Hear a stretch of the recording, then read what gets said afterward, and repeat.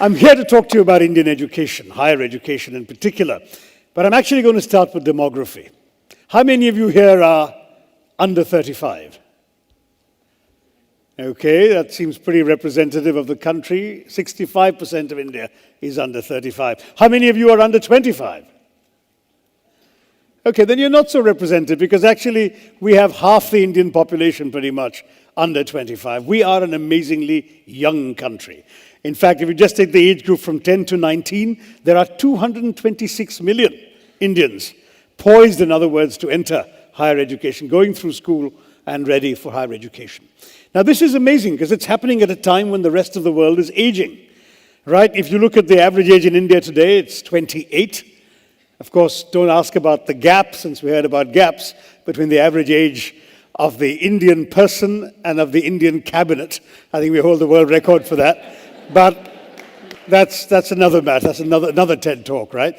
But what you've got with this average age is a time when the rest of the world is changing. So by 2020, the average age in Japan is going to be 47. In China, it's going to be heading well past 40. Europe, 46. The United States, youthful US, also 40. And India's average age is going to be 29. So we are potentially the people who are the youthful, productive, dynamic, young population ready to work and transform the world. The kinds of role that, say, China played in the last generation could be ours in the next. In fact, the International Labour Organization has worked out that by 2020, we'll have 116 million people in the age group of starting work. 20 to 24 is what they calculate. And China will only have 94 million at the same time. So we really are poised to do that. But, and by the way, other countries will have a serious deficit. It's estimated that the US will have 17 million short in terms of how many people they need at working age. We in India have the people. But do we have the ability to equip the people to take advantage of this, to be the workhorse or the work engine for the world? See, we get it right. We educate and train them.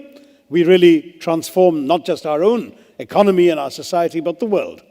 If we get it wrong, the demographic dividend I'm talking about becomes a demographic disaster, because we've already seen in 165 of our 625 districts what happens when unemployed, frustrated, undereducated young men become prey to the blandishments of the Maoists and prey to the gun and the bullet. So education in our country is not just a social or economic issue, it's even a national security issue.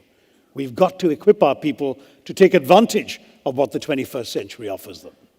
Now, this is the story in a nutshell. 4 E's. Expansion was our first priority in education. Why? Because the British, and I won't even ask if any of you here, left us in 1947 with a 16% literacy rate. Okay, there were only 400,000, 4 lakh students in the entire country in higher education. We had 26 universities, fewer than 700 colleges. So obviously expansion was essential. We've gone right from that 16% to 74% literacy today. We've gone from 26 universities to 650 universities. We've gone from those 400,000 students, 4 lakh students, to 20 million students in higher education today. And we have 35,000 colleges as well, instead of the 700 colleges we had then. So expansion's taken place. We've also had to fight for the second E of equity, that is, including the excluded from education, trying to reach out to the unreached, the people who didn't get a fair shake in education for reasons they couldn't help. Gender, an obvious reason. When we had that 16% literacy rate, you know what the female literacy rate was? 8.9% at the time of independence. Just 1 out of 11 Indian women could read and write. Caste, region, religion, all sorts of people got left out the system. We had to bring them in. And that became a big challenge and a priority for education. In getting those two things more or less right, I don't know how well we did on the third E, which is the E of excellence. Obviously, you need quality. And we set about setting up institutions of great quality in our country.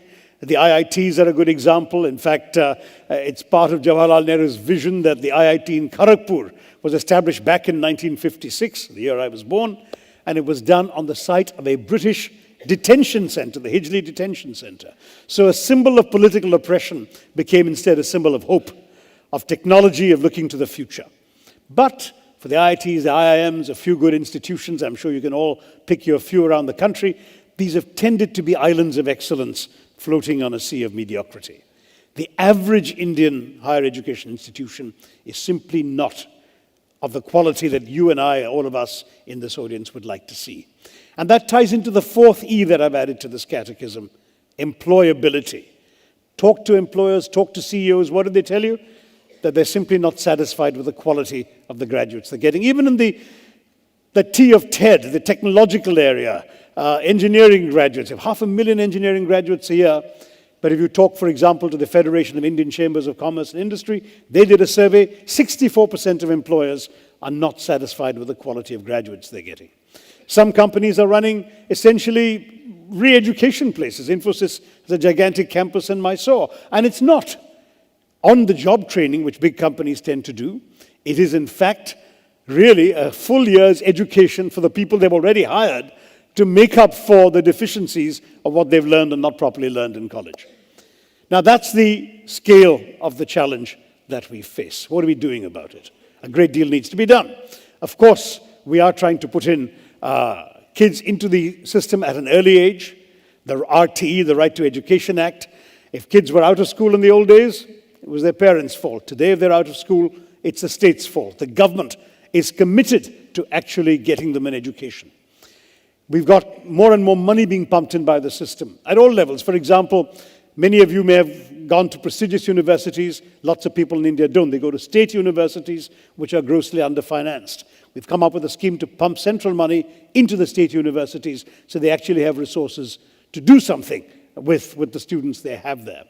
Money isn't the whole answer. There is an entire challenge in terms of addressing things like the gender gap. That's a gap that, despite what the earlier speaker said, we don't want to embrace, right? It's a gap we must overcome.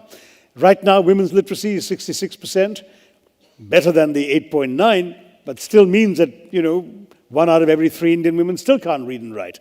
We have to overcome that. We need to catch the ones who've been left out of the net. Adult literacy, huge challenge. I went off to a village in Tamil Nadu, not far from Kanjivaram, and I met women who in their 50s and 60s were learning to read and write.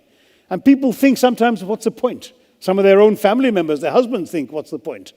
The answer is it changes their lives. It empowers them in real ways.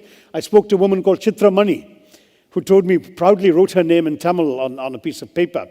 And I said, so what does being able to read and write mean to you? And she said, now I can see the destination of the bus where it's going. I don't have to ask somebody where that bus is going. I know where I can go. When I get to the big city of Kanchipuram, I can read the street signs. I can find where I need to go. I don't feel helpless anymore. That kind of that empowerment is what literacy gives people in a very fundamental and real way.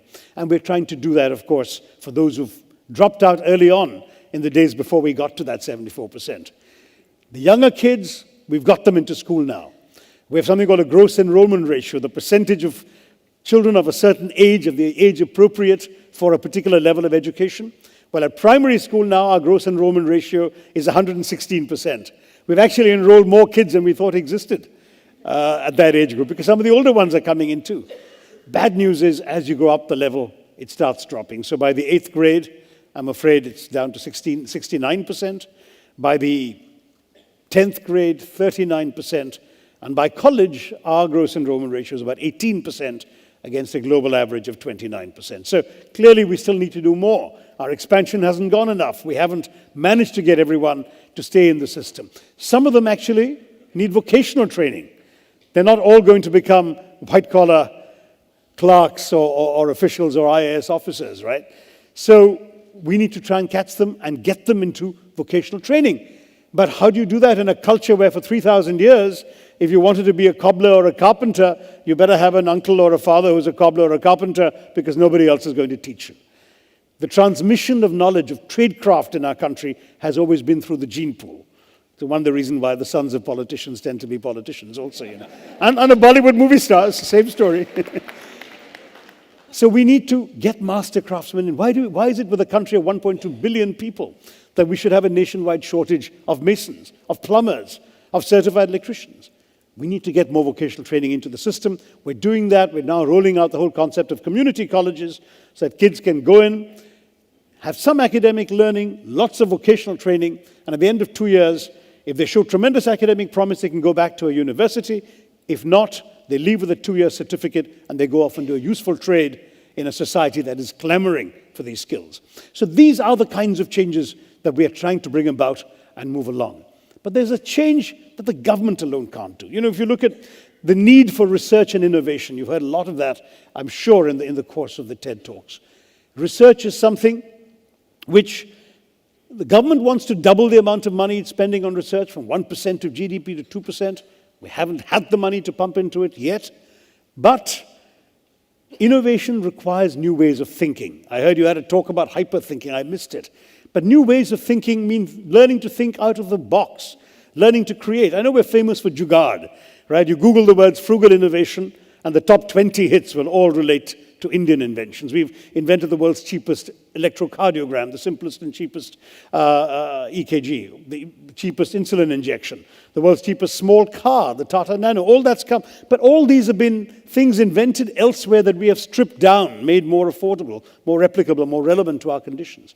We need to do things that others haven't done before, which we used to do in our culture. We're the land that invented the zero.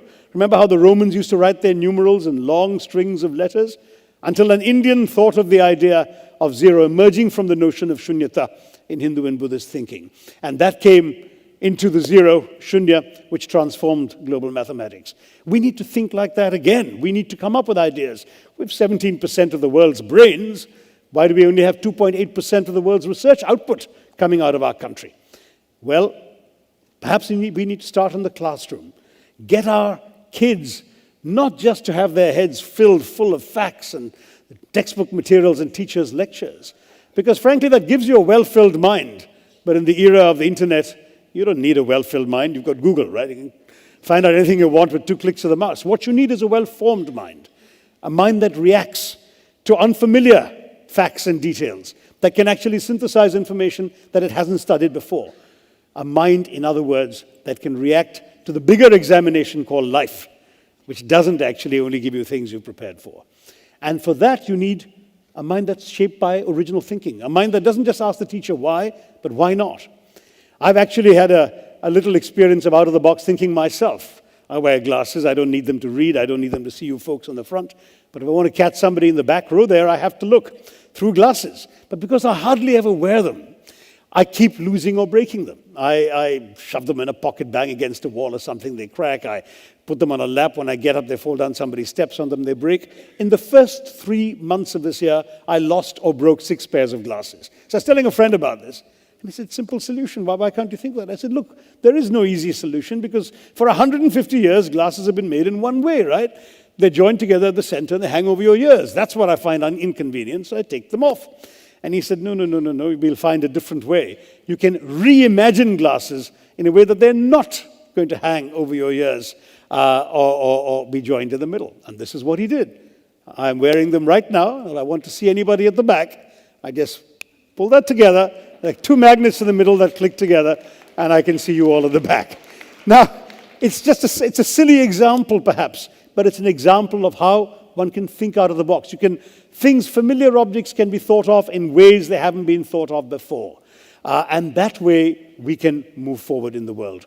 I have no doubt that the challenges are enormous. There is simply no question that here, in our country, we have to become literate. But there is one piece of good news. 95% of our 12-year-olds across India can read and write. So the future looks good. And as far as the workforce is concerned, if we can get all these other pieces in place, we can say to the rest of the world, we're coming. Thank you very much.